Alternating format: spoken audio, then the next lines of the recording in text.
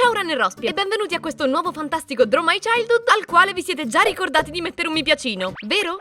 Vero? Tutti quanti da piccoli abbiamo fatto delle cose assurdamente sciocche delle quali ci vergogniamo profondamente. E se qualcuno provasse a convincervi del contrario, non credetegli. Mente sicuramente. La cosa pazzesca è che, ripensando alle cose che tra poco andrò a raccontarvi, ho come l'impressione di non star veramente parlando di me. E insomma, non posso certo essere io la ragazzina che se ne stava con la bocca aperta sotto la pioggia mentre sua madre urlava: Francesca, vieni dentro, che fai in mezzo al temporale? E io: mamma, cresco! Perché giustamente la pioggia fa crescere le piante e quindi avrebbe dovuto far crescere anche me. Ti piacerebbe, Francesca? Proprio come gli antagonisti dei migliori cartoni animati, quando ero piccola ero un'attenta e malvagia pianificatrice. E proprio come loro ero appunto tremendamente ingenua. Andavo alle scuole materne, età 5 anni. Pur essendo passato moltissimo tempo, ancora vividamente stampato in testa il ricordo del giorno in cui arrivai in classe con il mio nuovo e fiammante Gum Watch. Trattavasi di un particolare orologio che, schiacciando il tasto centrale, dava accesso a un vano nascosto contenente il più grande tesoro di questo mondo. Una riserva segreta di gomme da masticare. Me lo ricordo piuttosto capiente, e se dovessi raffigurare le dimensioni dell'orologio rapportate alle mie, sarebbero più o meno queste. Comunque quel giorno, da brava 5enne, non potei fare a meno di vantarmi con tutti del mio nuovo ed esclusivissimo acquisto. Molti sommessamente domandavano se fosse loro concesso avere una gomma e io, parsimoniosa nel mio far beneficenza, mi crogiolavo nel poter scegliere di condividere le mie ricchezze solo coi compagni che mi stavano più simpatici. Finché subdolamente un mio compagno si avvicinò con una proposta che non avrei potuto rifiutare se non sapessi fare questa voce uguale.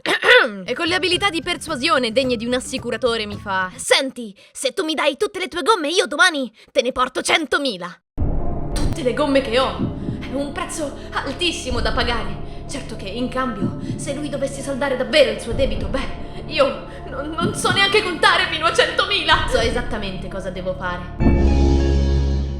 Ok. Ci crederete? Non me le portò il giorno dopo, né quello dopo ancora, né mai! Era una truffa! L'avreste mai detto? Inutile dire che se volessi riscattare il mio debito, attualmente l'intera Vivident non basterebbe per ripagarmi degli interessi maturati. Comunque sì, andiamo subito alla prossima vicenda. Sempre quando avevo quell'età, durante i pomeriggi che passavo a casa da mia nonna, c'era un gruppo di amichetti che si riuniva quasi tutti i giorni per giocare e passare un po' di tempo assieme. E io ero la più piccola di tutte. Più che una vera amica, ero soltanto una palla al piede che gli altri si accollavano per amore del buon vicinato. Io però, rendendomi perfettamente conto della situazione, cercavo di atteggiarmi come una bambina grande per fare in modo che gli altri mi prendessero sul serio. Ovviamente, lo sappiamo tutti, non poteva funzionare. Un giorno nel cortile stavamo giocando alla famiglia. C'era la mamma, il babbo che andava a lavorare, sorelle e fratelli. Io ovviamente ero la figlia più piccola. Quel giorno in particolare ci eravamo attrezzati così bene che i ragazzi più grandi avevano portato i materiali per cucinare la finta cena. Eravamo tutti molto eccitati per questa incredibile novità e così, giunta l'ora di mangiare, a ognuno fu servito il suo piatto contenente una fantomatica cotoletta. Mentre tutti raccontavano della loro mirabolante finta giornata, io mi impegnai tantissimo per tagliare una fetta di carne con le mie posate di carta e me la infilai soddisfatta in bocca. Per poi rendermi conto un istante dopo che quella roba che aveva trafitto le mie papille gustative era probabilmente un misto di terra, fango e ghiaia. Non era carne! Non era dannatissima carne! Mi guardai attorno terrorizzata e fortunatamente tutti quanti erano così impegnati a parlare dei loro finti impegni che nessuno aveva minimamente notato cosa stessi facendo io. Ma certo era che se avessi sputato il boccone, come il mio buon senso mi stava caldamente suggerendo di fare, se ne sarebbero senz'altro accorti. Ricordo quel giorno come quello in cui venni a conoscenza di un concetto da bambini grandi: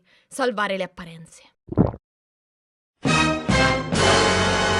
Esatto! L'ho fatto! Come ultima cosa, perché davvero non so quanto potrei continuare a raccontarvi tante cose sciocche che ho fatto nella mia infanzia, una sera stavo giocando a nascondino sempre con il solito gruppo di amici. Tra una partita e l'altra, mentre era il mio turno di nascondermi, iniziai improvvisamente a sentire l'impellente bisogno di andare in bagno. Così iniziai un'attenta riflessione per analizzare a fondo il problema. Andare in bagno, infatti, avrebbe comportato un'interruzione della mia attività ricreativa per almeno 5 minuti, una pausa lunghissima e insopportabile, un 8760esimo della mia intera vita, un tempo abissale. Così, mentre il gioco andava avanti, la mia mente incredibilmente analitica iniziò a valutare pro e contro di fare la pipì dietro il cespuglio in cui mi trovavo. Dunque, pro, posso continuare a giocare a nascondino. Contro... non me ne viene in mente nessuno. Ebbene, è deciso! E quindi, finita l'attenta analisi, balzai fuori dal cespuglio per eseguire un proverbiale Tana libera tutti, dimostrando che sì, magari sarò anche la più piccola del gruppo, ma sono una tosta. Con me non si scherza. Francesca? Ma ti sei fatta la pipì addosso? Ah, perché l'ho fatto? Perché non ci ho pensato? Cosa? In un ultimo disperato tentativo provai anche ad accampare una di quelle scuse che ti salvano in corner, tipo no, guarda, sono caduta in una pozzanghera. Ma non avrebbe mai funzionato, neanche se non fosse stato agosto e non ci fossero stati 35 gradi all'ombra. Bel tentativo, Fraffrog, bel tentativo. Rani e Rospi, io spero che questo video vi sia piaciuto e non dimenticate 1 di lasciare un mi piacino e 2 di lasciare un commentino qua sotto al video raccontandomi almeno una delle cose sciocche che avete fatto quando eravate piccole e che vi hanno messo terribilmente in imbarazzo. I nostri Patreon hanno già ricevuto wallpaper e materiale esclusivo per questo video, quindi se foste interessati trovate il link del nostro Patreon in descrizione. Vi mando un saluto, un abbraccio e un buffetto affettuoso.